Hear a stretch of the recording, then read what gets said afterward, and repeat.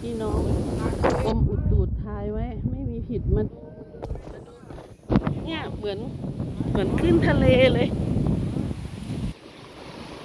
ดูนะดูนะลมแรงมากเห็นไหมลมแรงมากเลยโอ้โหดูขึ้นพายุมากระหน่ำอีกลูกหนึ่งนี่ไม่เหลือแล้วชาวบ้านเลยนี่นะ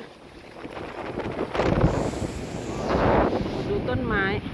ลมแรงมากโอ้โห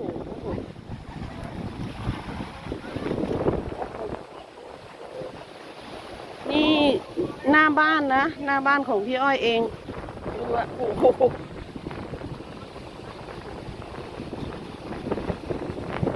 โอ้จ้ะ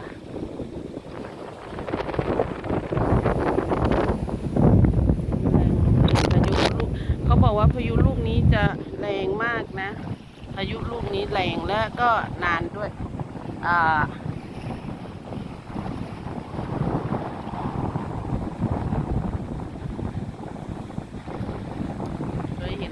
เคยเห็นแต่ขึ้นแบบนี้ที่มันเกิดอยู่ทะเลเนาะพอมาเห็นจะอยู่ทะเลน้ำจืดของบ้านพี่อ้อยเองยืนแทบจะไม่อยู่อ่ะความแรงขนาดพี่อ้อยตัวอ้วนนะหนักๆนะสุดลูกหูลูกตาได้ยินเสียงลมไหม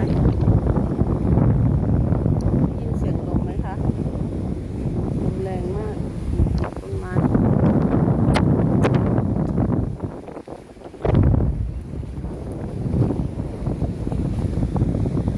วัดน้ำท่วมแล้วนะวัดน้ำท่วมแล้ว